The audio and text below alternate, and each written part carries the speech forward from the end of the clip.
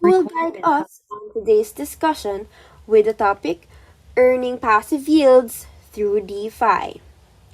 Our speaker is the visionary founder of ZFT Corporation, a platform focused on empowering the new generation of wealth builders in the Philippines.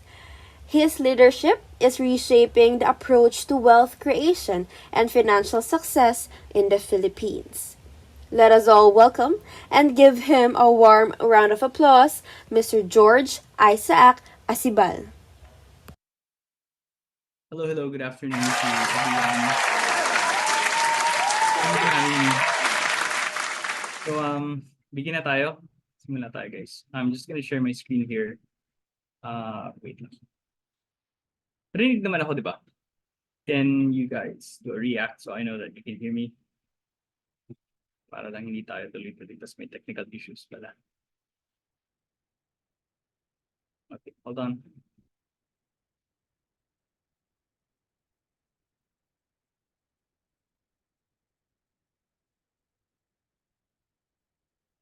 All right. So, for today, we're going to be talking about basic and advanced liquidity mining. I believe that most of you here are traders and technical traders at that. In this topic, since marami ng mga experts yung nakapag-discuss ng topic na to and most likely later as well, I want to try and delve into something different, something that a lot of people don't know about. So you can think of it as the dark arts. So if you already know about technical trading and insti trading as well, you would definitely want to be getting to know how you can make money sa mga moves ng or mga galawan nitong mga big instis. But that's powered by crypto.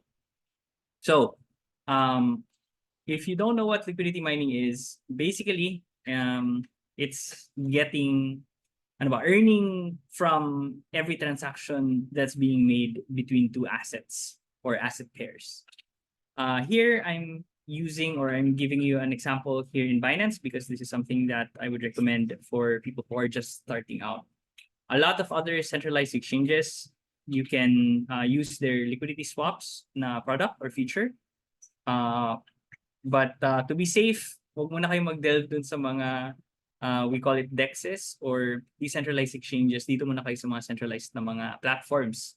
Kasi pag lumabas kayo and then hindi kayo equipped, most likely masascam kayo. Alright, you need to be equipped, you need to be safe. And this, to me, is the safest.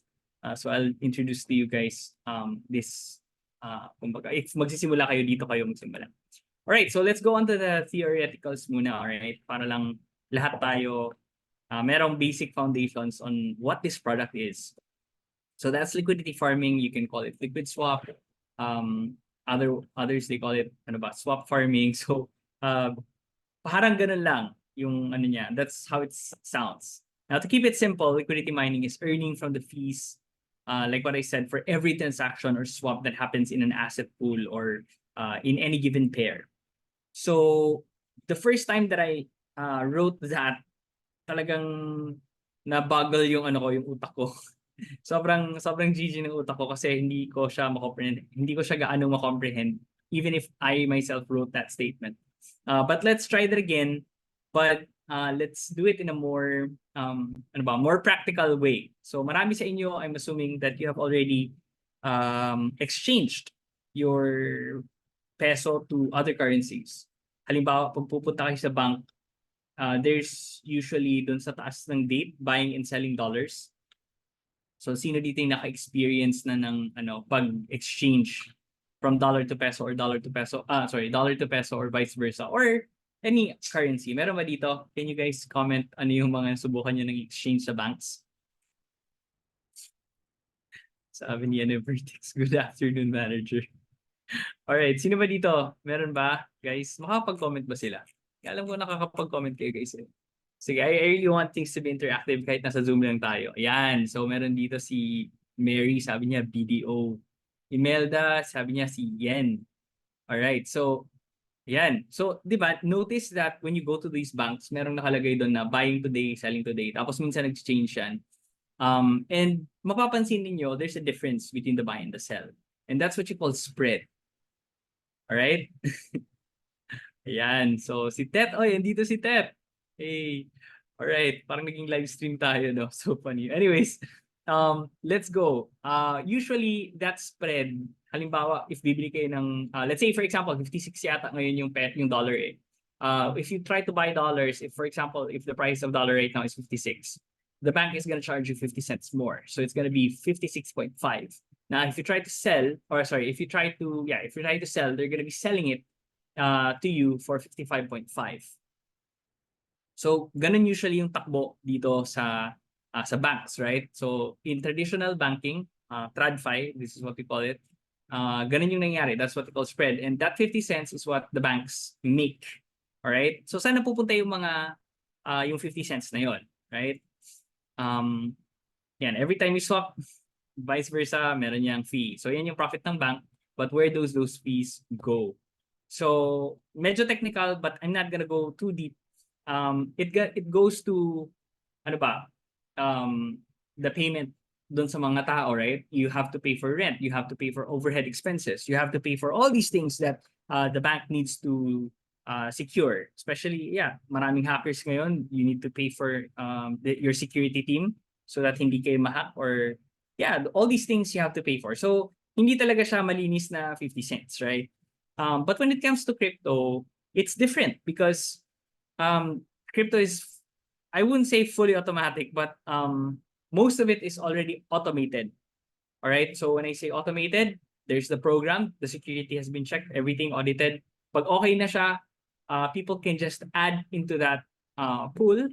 Once you start buying and selling in that platform, then automatic na yung platform na yon kukuha siya ng certain number of fees. Now, because they don't have any overhead, because there's no people to pay, no building to pay, no security. I mean, it's probably just one team of probably 2 to 5 people at max that is running this software, and it's all automatic. Then, saan mo pa kailangan yung ibang fees na yun, di ba? So, they're just gonna get a small percentage, and 90%, what happens to that 90%?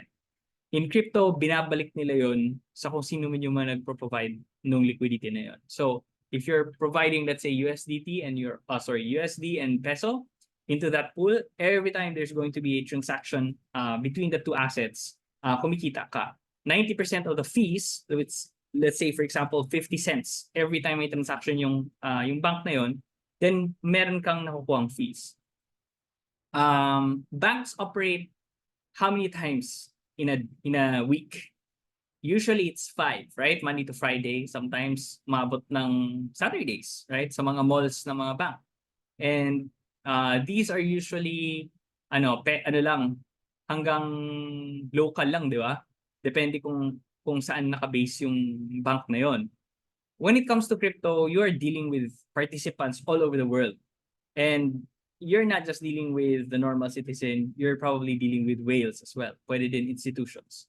And so imagine if there is one guy who, let's say, for example, I need to have a transaction, halimbawa, national budget yun. Tapos biglang they're gonna transact $1 billion worth, right, of USDT and let's say another currency, let's say Bitcoin, Solana, or whatever it is, the mga currencies na meron. And you get, let's say, a percentage of that. Let's say 1%. Let's say you're 100%, ikaw yung nagpo-provide dun sa pool na yon. That means 1% of that $1 billion you get as a fee. Alright, so siguro kung meron kang ganong amount to carry out that kind of liquidity, then no problem. But syempre, we're talking about crypto. As much as possible, you want to be open to other participants as well. Kasi kung ikaw lang dun sa pool, tas halimbawa, kung sobrang yaman mo, kaya mag-provide ng ganyan, billion-billion yung pera nilagay mo sa pool, you can absorb that kind of liquidity. But syempre, if let's say you lack that amount, then hindi siya magiging ganun yung pagdating niya. Anyways, sorry, may tumawag. But later, I'm gonna show you ano ba yung itsura nito. Okay, so I know this might be sounding a little bit complicated, but I promise you later, magkakaroon tayo ng mga samples. I'm gonna show you guys how it looks. Okay, so hindi lang tayo puro theory. I actually put in some money so that mapakita ko sa inyo how it's gonna look like. All right. So ideally, stable pools will automatically rebalance itself for every transaction that is made. Ano ibig sabihin nito? Okay. If for example, if I have 5,000 pesos of Solana and 5,000 USDT in the pool, sino dito yung mga naka-invest ng Solana? Meron ba dito? Meron ba dito? Comment kayo kung you guys are into Solana. I'm a heavy Solana investor. Those people who have been watching my videos and stuff like that, you guys are gonna see me been shilling Solana for so long. But anyways, here, for example, if you have 5,000 Solana and 5,000 USDT in the pool, right? And then ito yung nangyari. Scenario 1, Solana goes up 100% and doubles your sol value. Now, yung 5,000 in-invest mo yung Solana, magiging ng 10,000, right? But yung kanyang pair, which is USDT, yung 5,000 na yun, is still usually 5,000. Unless siguro nagkaroon ng hyperinflation or nagkaroon ng deflation na sobra, then you can see that mag-i-increase yung USD mo in value as opposed to PHP, right? But usually, halimbawa, super stable lang tong si DHP, USDT. 5,000, 5,000, usually ganyan lang siya. Now, since umakyat si Solana ng 10,000, the pool, when you put your assets into a pool, then it will have to sell some of that Solana to rebalance the asset kasi kailangan 50-50 siya lagi. So this is on the usual, this is on the regular pools when you put your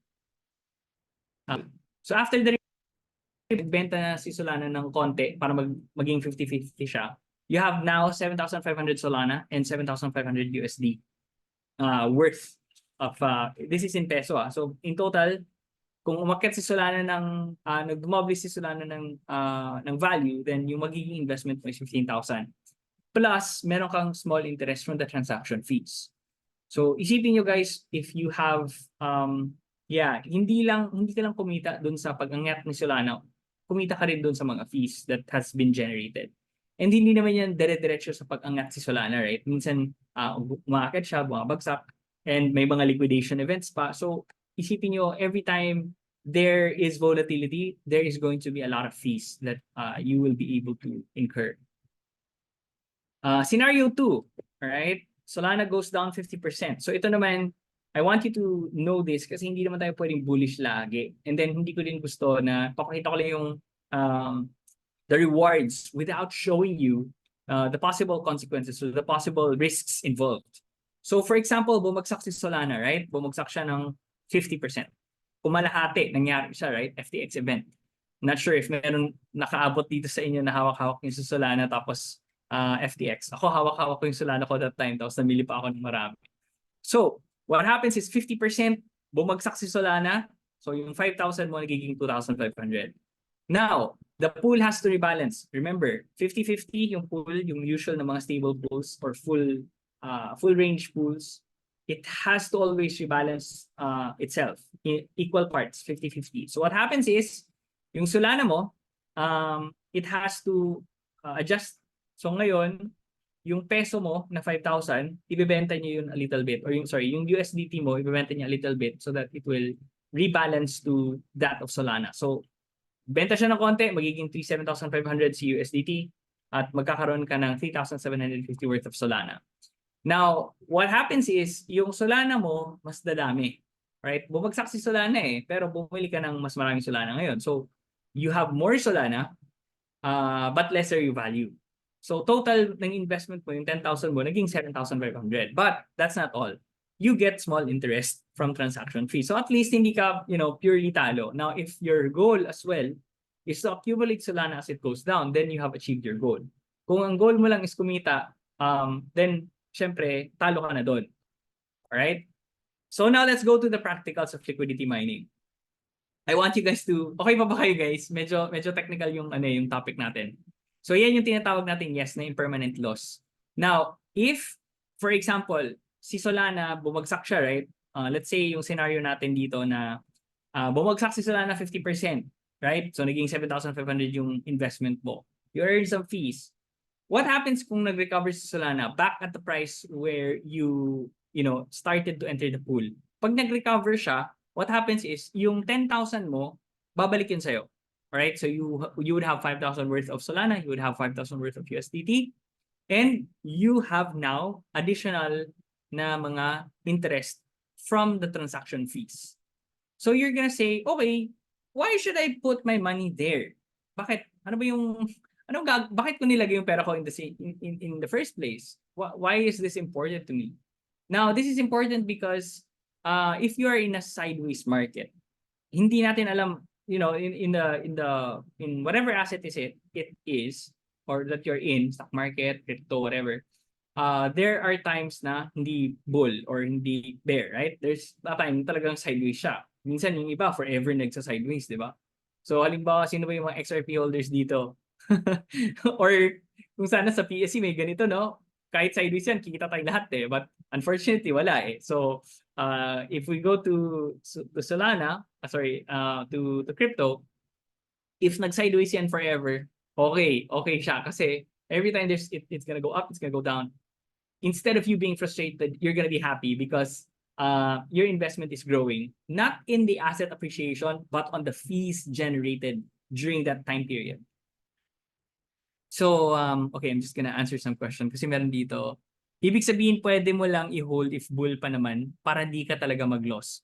So, Cheng, if bull market siya, tapos umaakyat, meron ding impermanent loss doon.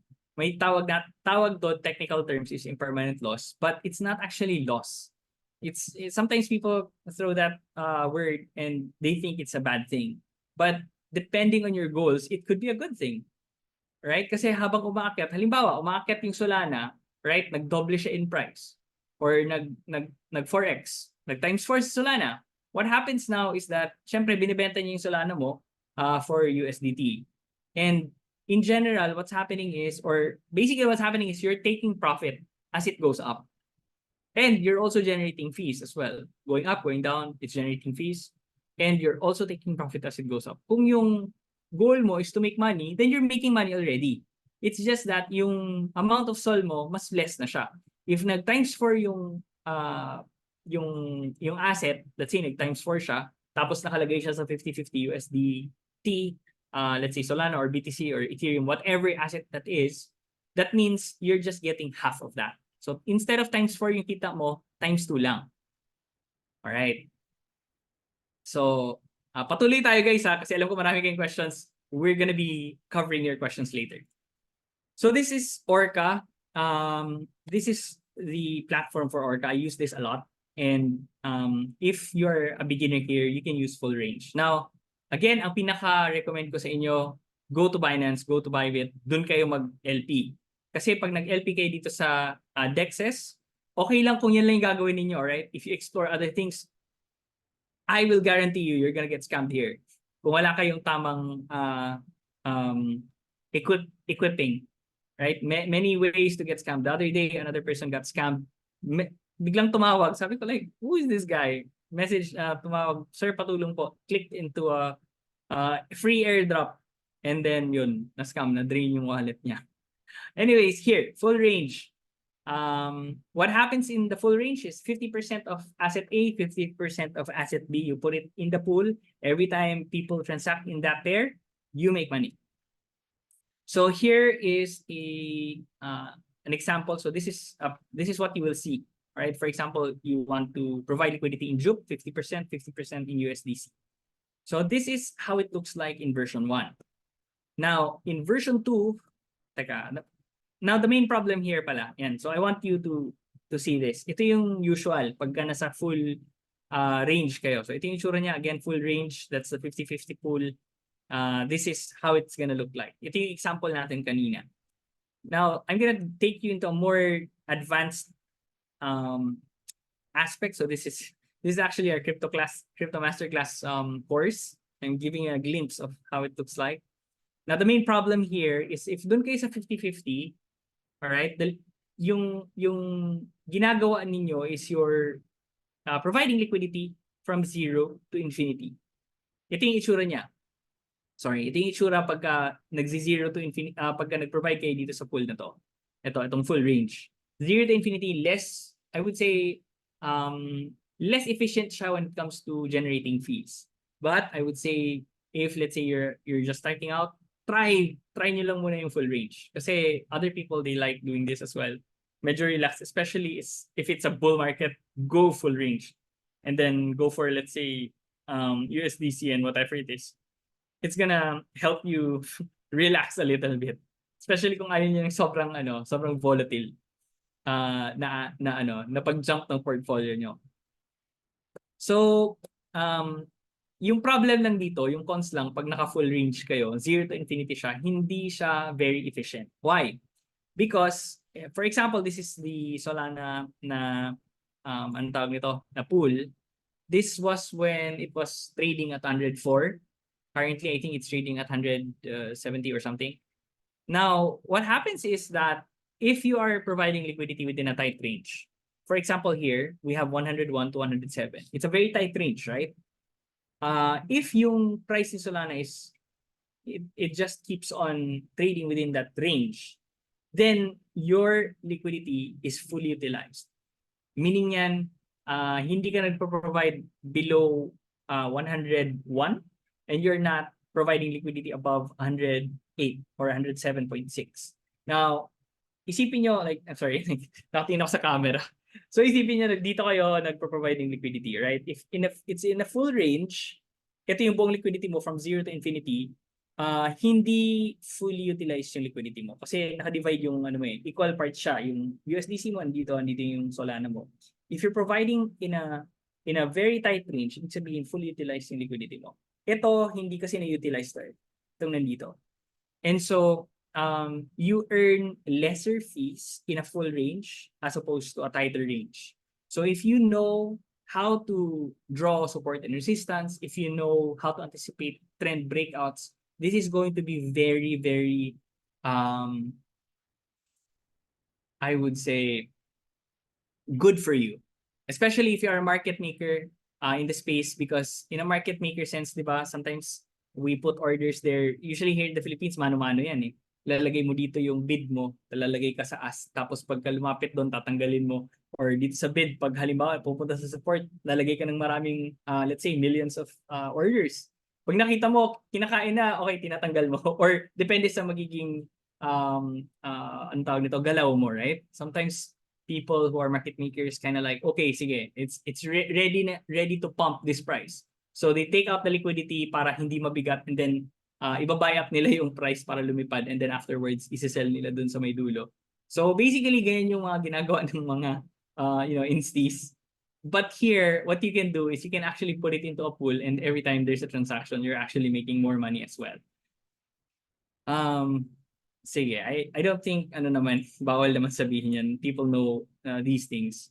So this means that your liquidity is inefficient pagka halimbawa hindi siya na-utilize pag outside of the range, if it's just trading within a range, because prices usually trade within tight or wide ranges.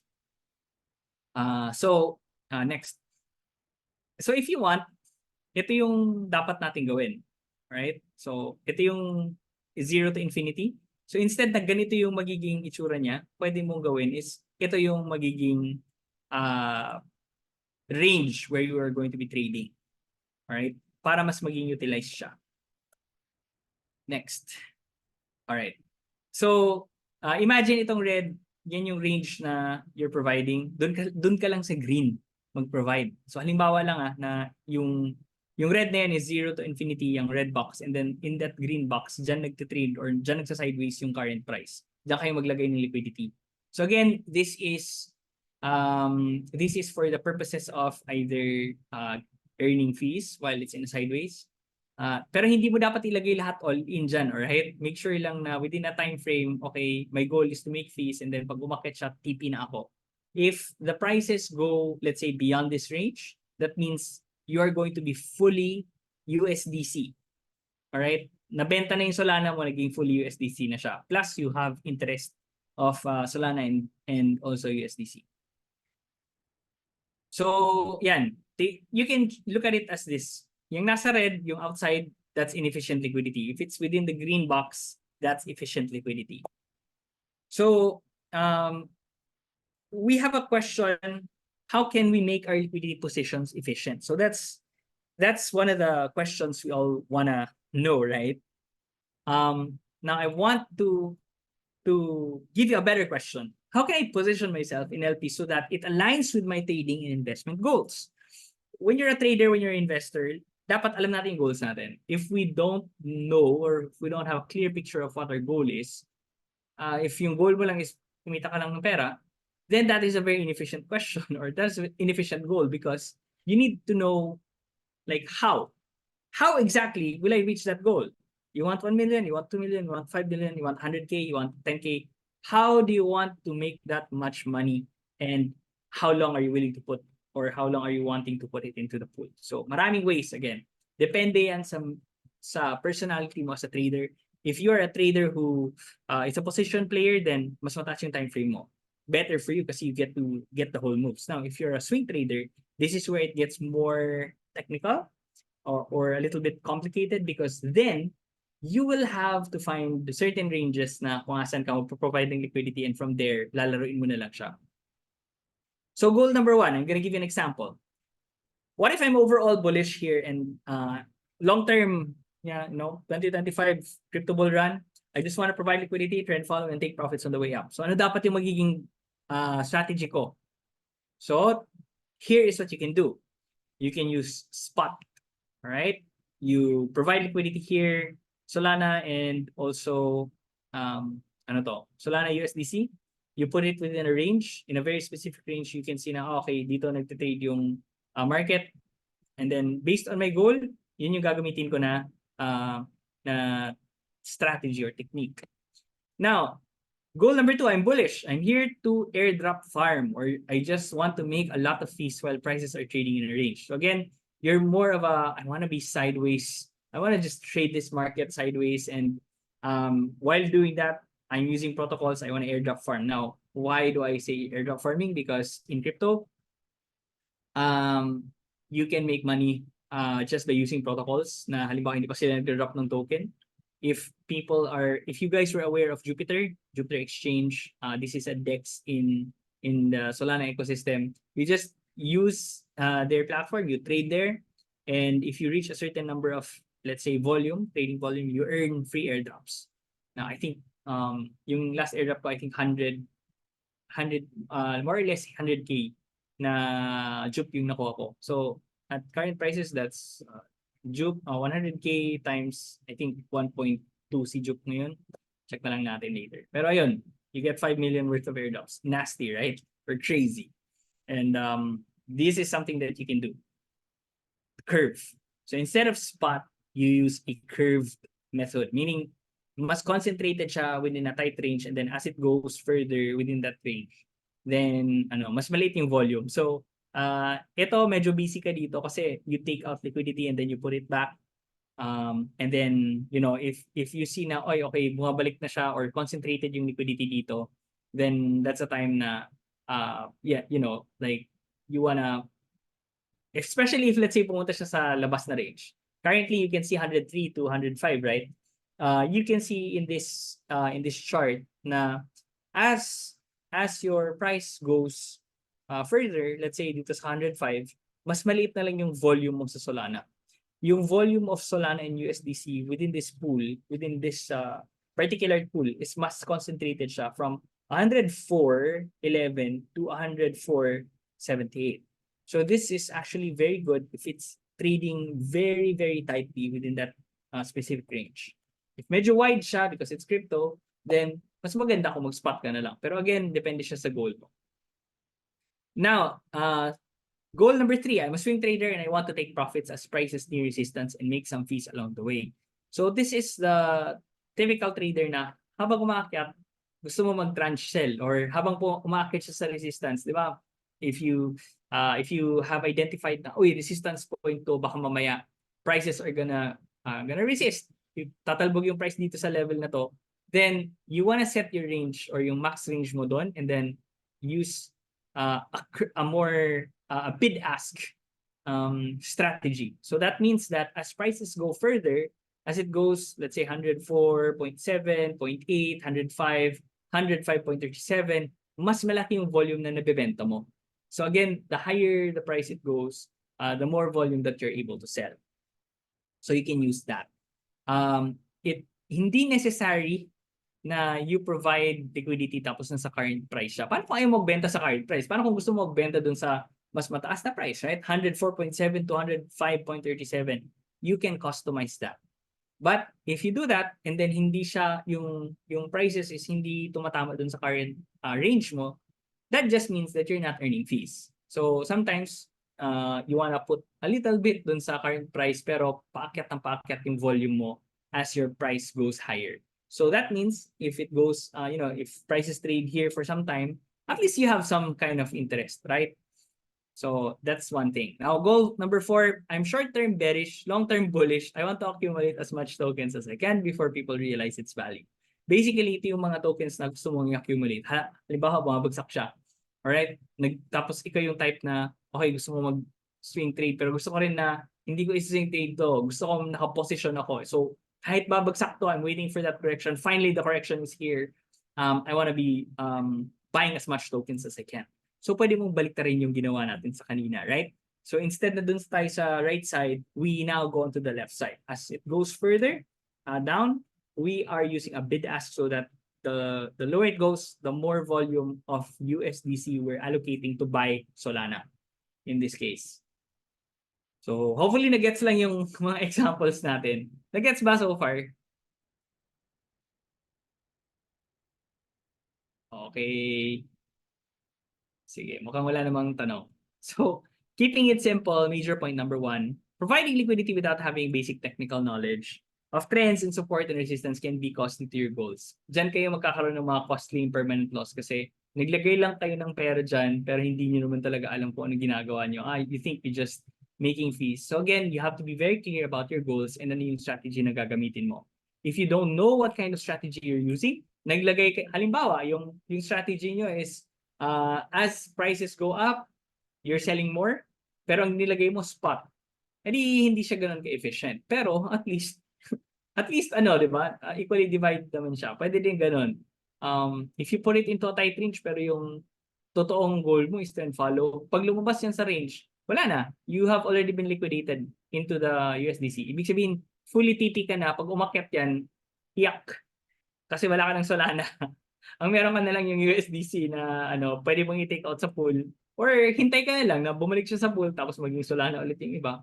But then again, up to you kung ganun yung gagawin mo. So again, if yung goal mo is trend following tapos gusto mo naman na kumita ng maraming fees and just use a wide range instead of a short range. Kasi minsan people are so blinded with the percent yield na nakita nila, uy, pagka pinaliit ko pala yung range, pag sobrang tight niya, ang laki ng yield. 20%. Right? 20% in a day.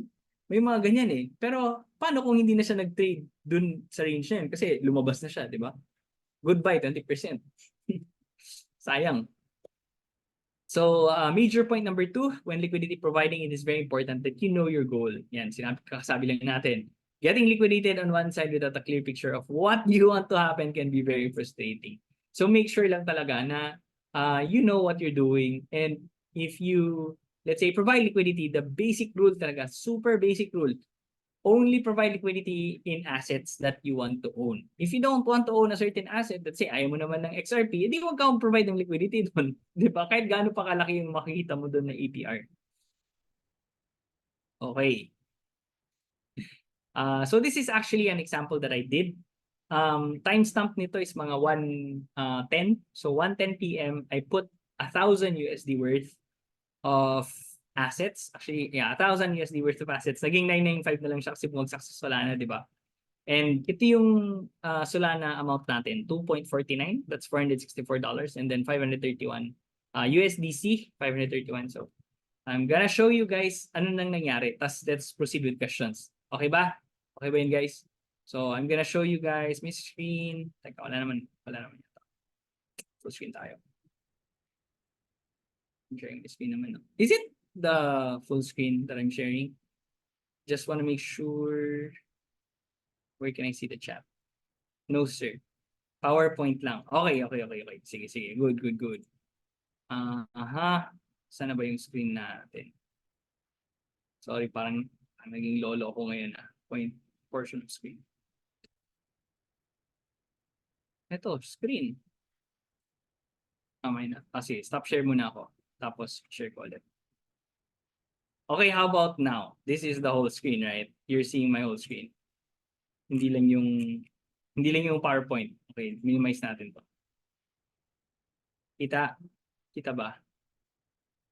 Okay. So, PowerPoint yung nakikita nyo, guys? Are you sure PowerPoint yung nakikita nyo?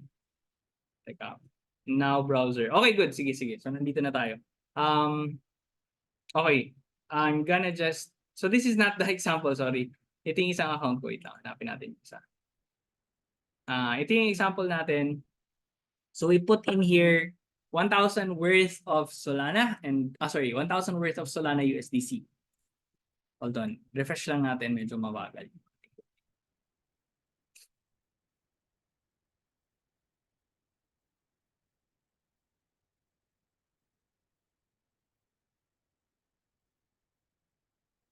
Enjoy ba guys? Masaya naman yung ating presentation. Tanong ko lang po, sabi ni Ronald, ilang beses kasi ako na-liquidate last year. Paano po mag-DCA ng tama kahit 5x lang naman yung leverage ko? Ronald, baka mas maganda kung hindi ka leverage. Kung lagi kang naliliquidate, baka may mali na or baka wrong timing lang. Pumasok ka sa market na bearish tapos nag-long ka.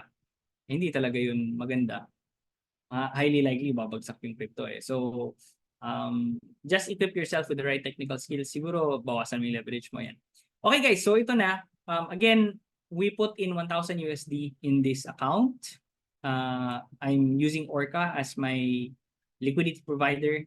And so, ngayon, umakyat na si Solana, di ba? Ayan. So, kanina, naglagay tayo dyan mga 1:15. So, anong oras yan? Dito? Yeah, mga 1:15 somewhere here. We put in 1,000 USD worth and then that means ano ba sa presentation natin ilang Solana yon 2.49 tapos 531 USDC. Alright, ngayon check natin kung ano na yung nagiging number natin of Solana in USDC. So number natin of Solana 1.97 na lang siya instead of 2.49, pero yung USDC natin 629. And then you can see here na meron tayong yield.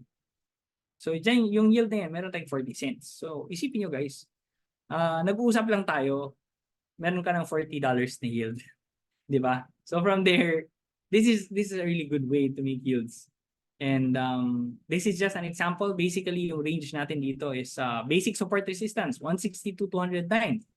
If we go to the daily, I just look, okay, saan ba siya tumalbog? That's 163, 162. So dito natin nilagay yung support, nilagay natin yung resistance dito 210. Yan. So as long as the price of Solana trades within this range, I will make that fees. Pag lumabas siya dito, I will no longer make fees. Yung Solana ko nagiging 100% USDC na. So nag-take profit na ako. Pag bumagsak siya dito naman, yung USDC ko, nabenta na lahat para sa Solana. So bumili siya ng Solana and pag bumagsak yan, masakit. Pero, okay lang kasi yung goal ko is, let's say, I want to accumulate more Solana. Pag bumagsak yan, okay, fine, no problem. And then, in the process of it trading between these two ranges, kumikita ko ng malaki. Ayan. So,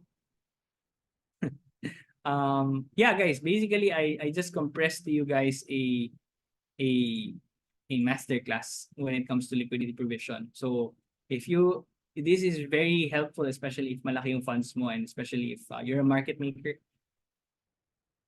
Like, damn son, you're gonna learn a lot of things that sana masaya. No? Sana kung alam natin to, sana kung sa Pilipinas may ganito, kahit mag-sideways yan forever, okay lang.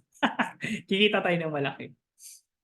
So, I just want to share this one account over here kasi I do this, I update actually in our Discord na, hey guys, pumasok kayo dito sa liquidity mining or learn how to do this because if you know how to do it and then let's say you're providing into really good assets, then you're gonna be printing this bull market. So this is an example we put here. I think the other day, medyo volatile siya. So nung isang araw, 45K. Tapos bumagsak, di ba? Nagkaroon ng correction, naging 42K. Now it's 47K. So crazy, di ba? If naka-hold lang siya as one asset, edi ganun lang, 42, 47. Pero pag naka-LP siya, ayan, 293. Itong yield na yan, Dapat hindi ko na pala ipakita. Baka mamaya bibili niyo yung mga nandyan. Medyo degen bag pa naman to. So basically, this is the yield from yesterday, 7 p.m.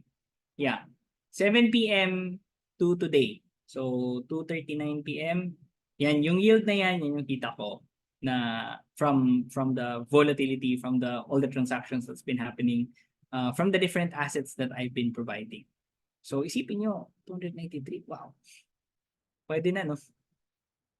Okay, so meron kayong mga tanong, guys? Do you have any questions that I can try to answer?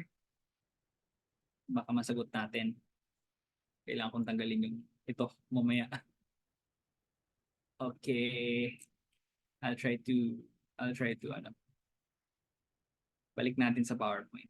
And sige, I'll try to answer your questions. So okay, meron ng mga sasagot dito sa good. Litan mo yung leverage. Sir, kapag bumagsak sa range, dadami pa din sol mo. Wala nang fees ka makukuha. Okay, so Cheng, to answer this, if bumagsak yung prices, let's say I'm providing sol, right? Pag bumagsak siya doon sa range, magiging fully sol na siya. Wala na yung USDC ko fully converted into Solana. So, and since it's out of range, I'm not making any more fees. John Rico, yes, it's 40 cents. So since the time na nilagay ko siya by 1:15 p.m. to now, I have 40 cents. So yung yield dyan, kita nyo, yung earning approximately within 24 hours, 1%. Ibig sabihin, if prices stay within the same, if it's within the same price after 24 hours and within the same volume, if price and volume is consistent, then I'm making 1% of what I put in. So if I put in 1,000 USD, I'm gonna be making what? 1% of that. Gani, may tanong siya dito. So mas okay po yung LP compare sa spot trading? The answer to this is, it depends. Because sometimes, may mga assets na mas maganda kung hinodel mo na lang kaysa in-LP mo. But from my perspective kasi, if I'm a market maker, I actually help projects with their liquidity. Mas gusto ko yung LP kasi pwedeng, halimbawa, kating-kati na ako pero nakalagay siya sa LP, right? Pwede kong gawin, I will withdraw the yields that I make. Halimbawa, yung $239 na nakuha ko for today. We-withdraw ko yun, o-convert ko yun, bebenta ko yun, and then yung assets ko na nandun sa LP, naka-intact lang siya. Diba? So at least, hindi ko binenta yung golden goose ko. Ang binenta ko lang yung eggs niya. So pwede mong tingnan like that. Sir, kapag bumagsak sa range, okay, tapos na yan. John, bali sir, may loss po ba kapag lumabas ng range na 160 to 210? Okay, good question. Merong loss dito, John. The loss, if it goes below 160, is the devaluation of the asset. So, since 100% nandun ka na sa, halimbawa, Solana, tapos bumagsak siya ng 150, edi ramdam mo yung sakit nun na bumagsak siya from 160 to 150, right? Hindi na siya yung parang meron. Pero again, if yung goal mo is mag-accumulate ng Solana, then okay, wala kang talo kasi nakuha mo yung objective mo. Yes, bumaba yung value, pero na-hit yung objective mo, which is to accumulate more Solana. Now, meron ding loss pagka lumagpas ng 210. Bakit? Bakit may loss? Yes, kumita ka. You made money because from let's say 190 or 188 kanina, umakyat siya ng 210, meaning you made more US dollar wise. But since umakyat siya beyond 210, that means your loss there is the opportunity. Dahil umakyat si Solana and wala ka ng hawak, puro USDC ka na lang, edi naiwan ka ng eroplano, di ba? May tanong dito si Sir John Michael. Sir, do you have any Discord servers we can join? We have a Discord server. You can check my profile out on Facebook. Madalas ako nag-update doon. Every Monday, I have this show called Monday Market Updates or MMU. I cover the markets. I don't do stuff like this though. Itong ganitong klaseng webinar na medyo in-depth to. Sobrang premium nito. But since malakas tayo kay Vertex, bigay ko na sa inyo to. Yeah. This is one of my bread and butter. Itong topic na to hindi pa to masyadong naka-cover here in the Philippines. Not a lot of people teach it, not a lot of people understand it. And so, yeah, I'm giving it for free because wala. Para ma-educate, para may opportunities naman para sa lahat. How often do you harvest, Adrian? So, tanong dito ni Adrian, how often? Adrian, depends. Pagka na-hit ko yung $500 ko na goal, for example, today, 298 lang siya. Usually by 7 a.m. I harvest. So if you guys wanna check it out, naka-share screen na ba ako? I actually have in our Discord an example na parang, hey guys, I'm harvesting, what did I do with it? So dito sa Discord namin, wala naman yata akong hindi dapat papakita sa inyo dito. So we have actually, this is one of our premium channels in ZFT Labs. And then, eto guys, halimbawa nag-start akong mag-update sa community namin. No? Like, hey, ito $37,600. So, ito yung kanina nakita nyo, yung basura bag. So, after 24 hours, ayan, so 8:46 a.m., I had 595 yield. Hinarvest ko yon, nilagay ko sa iba't ibang tokens in the Solana ecosystem, and then added. So, what happened the next day? Okay, 39, may lumipad. Yung 39 na yan, within 24 hours hindi 24 hours to kasi 9:49 na to, ito 8:46 eh. So, 25 hours basically. Yan. So, naging 39K yung value ng ating portfolio and then we have 440 yield. Yung 440 na yan, hinarvest natin, nilagay natin ulit sa portfolio or sa iba't ibang assets. Tapos, ayun, next day, may lumipad. Added 5K. Actually, nag-disclose na ako dito, naglagay ako ng 5K. Pero yung yield niya, 677. Meron natang isang crazy dito na asset na lumipad or what, or ang grabing volatility. Hinarvest natin yung 677 tapos re-roll ulit dun sa portfolio. Ayan. So the next day, yan, boom. May lumipad. 500 yield na naman. Harvest the yield. Either sell it or put it into the pool. Ayan. Kita nyo, the next day, bumagsak. 45 na lang. Since, yan. Instead of 51, 45 na lang. Pero may 628 yield. Harvest yung 600 na yan. And then, yeah, basically that's it. So makita mo, may mga ganyan na ginagawa natin. I think I posted it in my Facebook as well na may isang asset na sobrang laki ng inakyat niya. Yun. Kinuha natin, winidraw natin yung yield tapos binenta natin and then waiting to buy back. So basically, ganun lang guys yung ginagawa ko. Making yields, chilling, maakyat man yan, bumabagsak yung presyo. We just wanna make money and I wanna be making money na chill lang. Kasi we're traders, right? I'm not the momentum trader that you used to know when I was in PSE. Right now, medyo malaki na yung funds natin. Marami na rin tayong accounts na hina-handle. And so I want na namumulekta lang. Parang, hello, bayad ng yield. And then you claim the yield, lagay mo kung asan. O, diba? Ganun lang.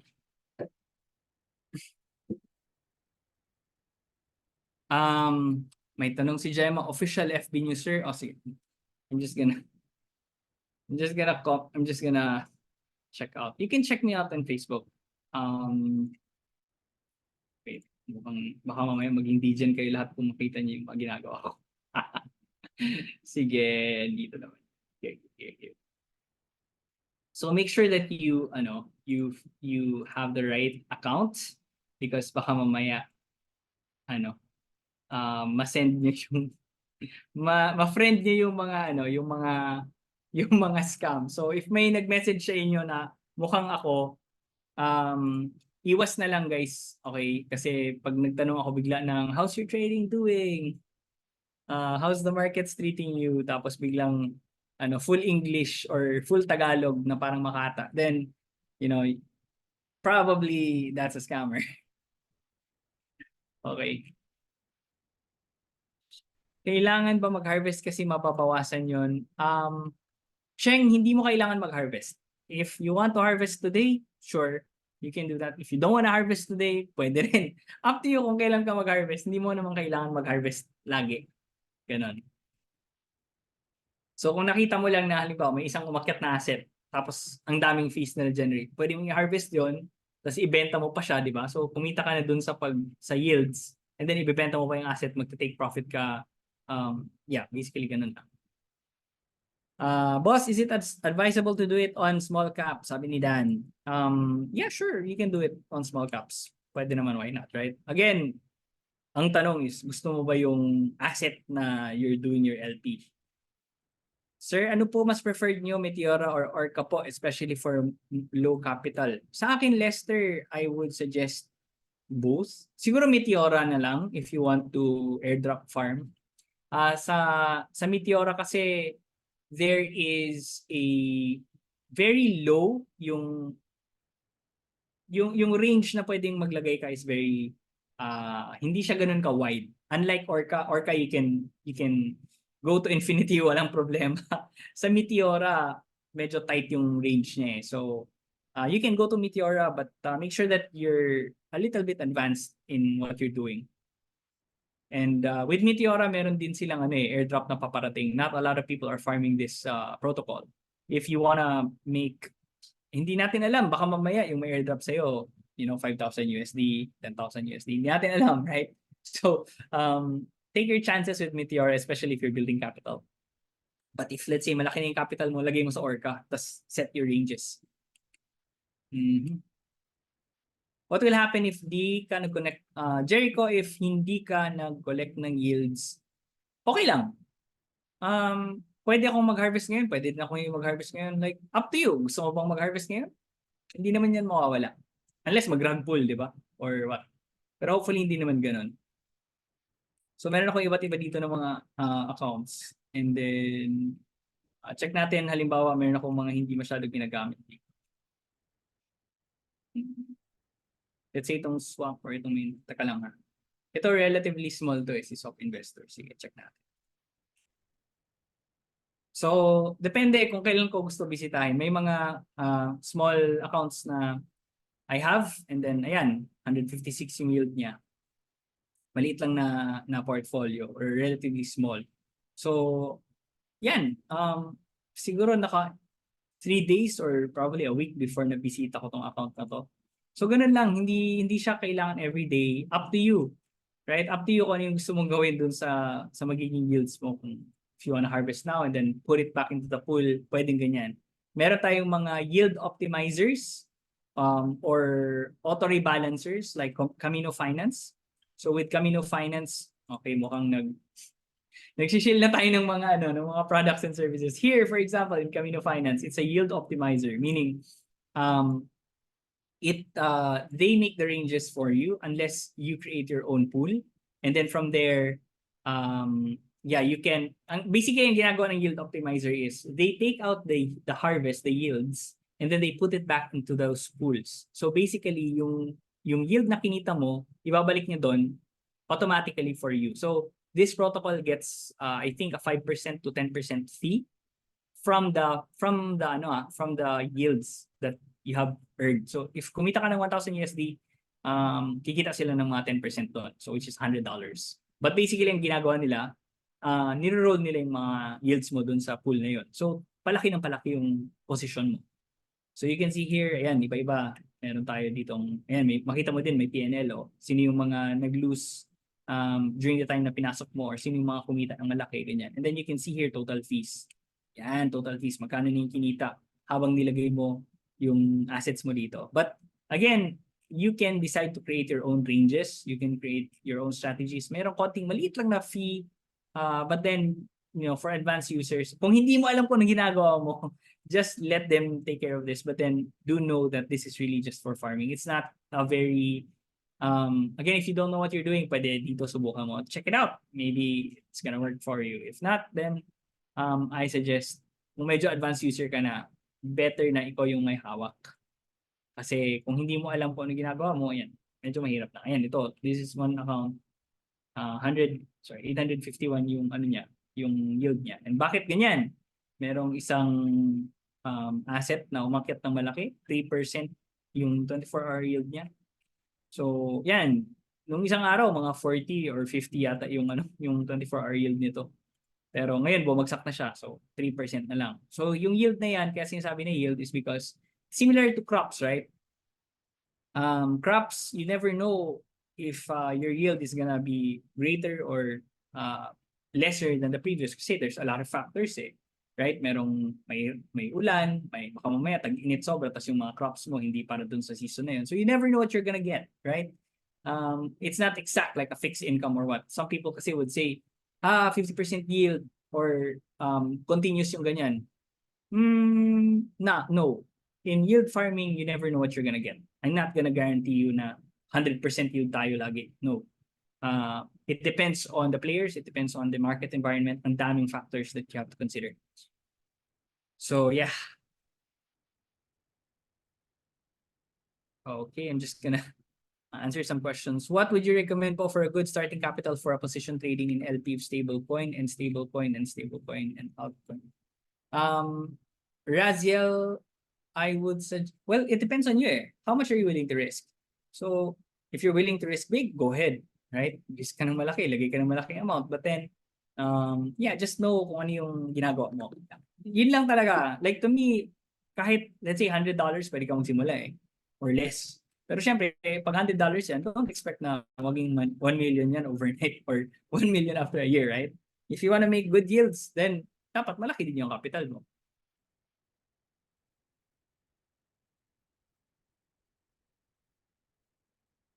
Ano yung minimum required cap? Dan, walang minimum. Siguro at least $1 pwede, pero sayang. Kung $1 lang, wala. Yeah, but that's the minimum. $1.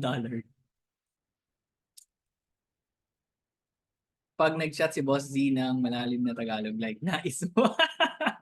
Yes, Tet.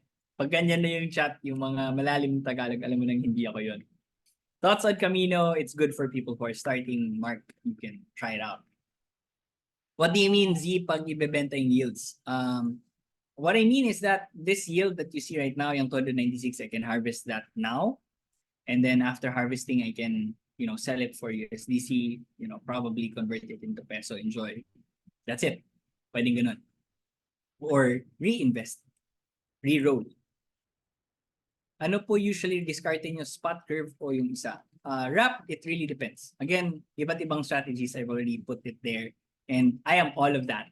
I am all of that. Mas maliit po ba ang minimum staking amount sa Orca compared sa mga SECs like Binance or Bybit? Sa Bybit po kasi yung Sol USDT pair. Gets. So, Gani, yung sagot dito, pag nasa DEX ka, walang limit. Dito sa mga centralized exchanges, yes, meron yan. Kasi, ewan ko, baka hindi worth it pag maliit. STA Philippines, yan, take the first step. Okay, register here. Yan, so merong plug si STA Philippines if you want to be a CTA today. What are your thoughts on LP, USDC, USDT? Dan, I actually made a reel about this. You can check out my profile. I was farming USDC, USDT. And then I think I was doing it with, 70K USDC. Basta pinakita ko dun, parang may ganun. And USDC, USDT, I would say if marunong ka mag-farm nito, wala kang talo. Unless mag-depeg, which is very unlikely. Nangyari naman, pero it's very unlikely na mangyari. Usually pag ganyan, bumabalik lang naman. Unless sobrang lala talaga na nagkaroon ng exploit. But USDC, USDT, LP, if malaki yung capital mo, let's say you have 50 million pesos worth, ganyan. Very good. It's very good. Parang hindi mo na kailangan mag-trade. Basically, kahit yun lang, pwede na. Pero yeah, up to you. Kung yung gusto mo, yung goal mo is ayoko mag-risk, right? Gusto mo lang USDC, USDT. No problem. I think napakita ko yun dun sa reels ko na I think $18 or was it $16 in an hour with 70K na capital. 70K USDC. Paano makakuha ng airdrop? May site ba para malaman upcoming events or requirements? Cheng, this is a different topic. We're talking about LPs. If you want to learn more about these things, we have a course. Pwede ba mag-plug dito, guys? Hindi ko alam eh. I need to have a go signal from, ayan, so may binigyan na ako ng go signal. So, we actually have a our wealth builder course. So this is around 55,000 pesos. So if hindi siya or if it's outside of your price range, you can just, opt for our free stuff. You can check out my profile, walang problema. We give away free stuff, no worries. If you're interested in what we do, airdrop farming, liquidity mining, NFT flipping, crypto, if you wanna just, you wanna trade, or you want to just chill, or you want to do both, you want to trade and chill, no problem. We have that course. It's for 55,000 pesos. You're going to learn about technicals, you're going to learn about investing, you're going to learn about how we make money, basically how we do it in the ZFT system or in the ZFT ways. Most of these things, especially this, I'm not sure if you've heard about it. Yeah, we're going to go in depth in these topics, airdrop and stuff like that. So again, just check my profile, guys. Nandun na halos lahat. Kasi yung page namin naka-shadow ban. So, yun. Medyo malala. Okay, I'm just gonna go back to the questions, alright? Kasi alam ko marami pa to. Hanggang anong oras ba ako dito, madam? Meron pa ba akong oras? Sige. Sir, naka-ledger po yung mga wallets mo considering lalaki ng fund needed. Ruel, actually no. It's funny kasi hindi na. Hindi na kasi ang hassle niya.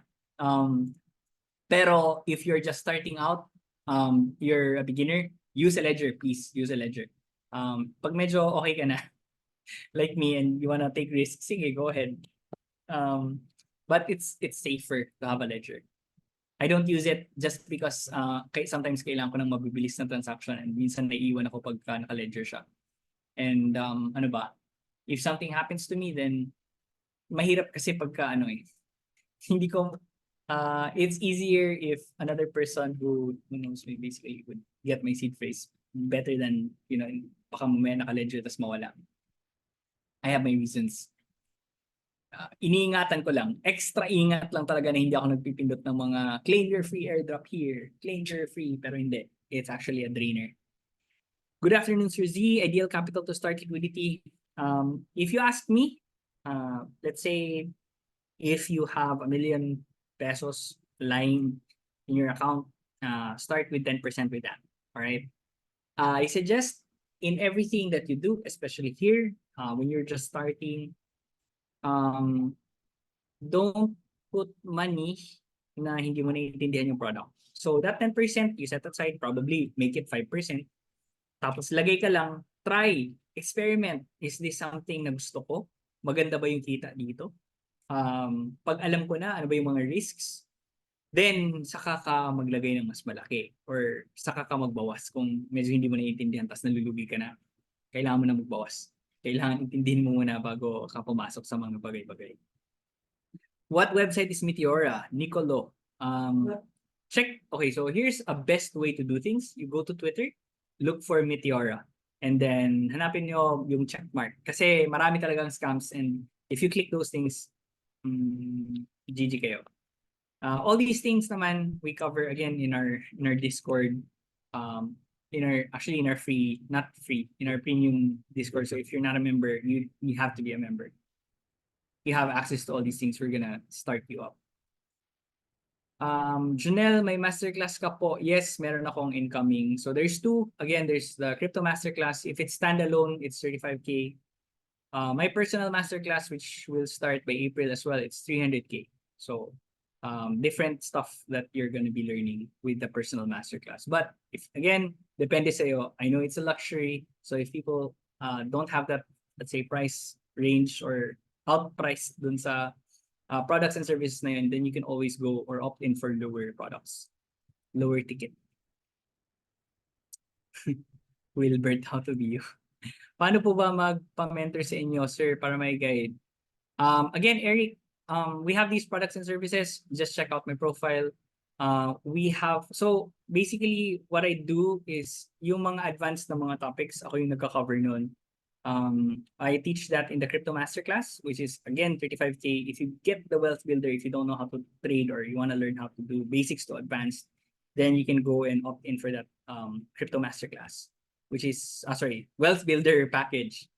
It's 1 year yun siya worth. So basically, pay 55K. You're gonna learn technicals. You're gonna learn crypto, and then for 1 whole year, every time we run that program, you can sit in. You can learn about these things. So yeah. Darren, how often do you rebalance? Not very often. Yung mga ranges ko is very wide. So may mga cases wherein I get ano yan, mga halimbawa nagmi-meme coins ako and then biglang nag-rug yun. So syempre tatanggalin ko na yun tapos ibebenta ko whatever it is. So yeah, that's the time that I will do a minor rebalance, but major rebalancing hindi masyado. Siguro nagme-major rebalancing lang ako pagka let's say merong major trend line na nabasag na alam ko okay babagsak na talaga to. Jimmy, boss, may investment pa rin kayo ZFT sa wax, specifically LOM? Yes, meron, Jimmy. We are out of topic, but yes, meron. At saka nag-LP din ako dyan sa mga yan. Sir, ano po yung range ng low cap and high cap para sa inyo? Medyo subjective po kasi. Hindi ko naiintindihan yung sagot, yung tanong na to, Lester. I think you have to be more specific bago ko masagot to. Bali, wala pong liquidity pool sa Binance. John Rico, yes, merong liquidity pool sa Binance. Doon sa example ko kanina, Binance yun. What I'm just showing you guys is Orca. Paano po kayo nag-cash out ng profits from fiat galing dito po? Thanks. Cash out ng profits from fiat? Or do you mean cash out ng crypto to fiat? So if that is your question, Greg, there's many ways. Ang pinaka-masuggest ko is find a trusted suki na P2P merchant. So yun yung pinaka-best way. Another thing is use crypto.com. Plug na naman tayo ng ibang product. So crypto.com, actually I put a reel as well explaining how it works. But basically you avail of this crypto wallet or service or card. You have to buy a certain number of their token, which is actually very good because it's trending up. And then you stake that number, and then afterwards, yung mga crypto profits mo, dun nyo i-deposit sa card na yun. Convert mo siya from, let's say, BTC, Solana, or whatever, convert it into USD or whatever local currency that you're in. Except for peso, wala pa palang peso. Yung mga major lang na fiat. USD, Euro, Hong Kong dollar, Singaporean dollar, and then after that, you use that card to spend on your stuff. That's one way to cash out, right? Like buy things. Okay. So Cheng, may tanong dito, lifetime access sa Discord po ba yung sa Crypto Masterclass? Cheng, if you have there's a lifetime service for it. So you have to pay 5 years worth of TR subs. Our subscription, by the way, in our Discord is 2,000 a month. So 2,000 pesos a month, that's it. If you avail of the Wealth Builder, kasama na siya dun sa package. Meron kang 1 year, which is around 24K. So yeah, malaki yung savings mo if you just get the Wealth Builder. Tapos you get the lifetime access, sure. No worries. I guess na ako. May timeout na yata ako. Teka lang. Check ko lang ulit. Kasi mukhang tiname na ako eh. Okay pa ba, host? Madam? Kasi I'm just answering questions here eh. Or time up na tayo. Last 2 na lang po. Okay, last 2 questions. Sige, tayo. Newbie here, Boss Z, did a live test on 100 tokens without capital and I'm currently up to 64% win rate. Thanks sa MMU mo. May confidence na ako sa side trades ko kahit tokap. Thank you. Literally plotting, understanding zones and concepts. Yeah. Great. That works for you. Best way to earn passive na ba ang LP instead of staking? I would say do both. There's a pros and cons to LP and staking. Kasi staking pwede naman na maganda din si staking kasi syempre 100% yung akyat nun. 100% din yung kita mo. As opposed to when you LP it, edi hindi yun 100% kasi syempre yung isa doon naka-pair to certain pair, right? Tapos pag umakyat siya, you sell some of that token, pag bumabagsak, you buy of that token. So it really depends. I can't really say. It really depends on your goal. So if you see that mas malaki yung kita sa staking because we're full on paakyat and full on parabolic bull market tayo, di staking na lang, di ba? Kumikita ka doon. As for me, LP talaga. Okay. Sir, when you plan to hold a crypto asset for a long time, what do you use, spot or futures? Actually, I do both, Mark Chua. Um, Meron akong naka-futures na long term pero low leverage, times 3, times 4, times 5. Ganun lang. Confirm lang, boss, lifetime access, Discord sa Wealth Builder. Wealth Builder, hindi siya lifetime access. Ayan, okay na. Final words na ako. Pinapa-final words na ako, guys. Okay, so final words. Guys, in everything that you do, LPs, crypto, whatever asset that you plan to trade or invest, try to understand the fundamentals of what you're doing. Because if you don't understand what you're doing and then let's say nag-turn yung markets, edi doon kayo magtutuition. So make sure that you invest in knowledge because that's very important because this is something that you can replicate day in, day out. Bull market, bear market, sideways market, just look for those products na pwedeng bumuhay sa'yo in all trends. So ayan. Just make sure lang that you also be kind to yourself because there's always a learning curve when it comes to these things. Hindi naman yan pwede na first 3 months kita ka na. Baka mamaya naging lucky ka lang kasi bull market, di ba? So ayun, hopefully I guys get to see you in our Monday market updates and probably in our community if you decide to enroll in our courses. If you decide to do a personal masterclass with me, then just message me after this and we'll see where we can go. Ayun lang, thank you so much everyone. Hope you learned something today. Bye-bye. Thank you for joining us at the Market Traders Summit. We hope you find the insights and discussion valuable.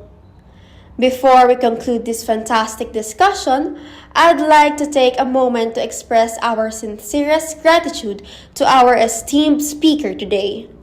We would like to present you this certificate of appreciation for your expertise and willingness to share your knowledge for this event. And that same goes to our dearest participants who have dedicated their time and energy to participating. Lastly, if you are interested in taking your trading skills to the next level, consider enrolling in our Certified Technical Analyst program.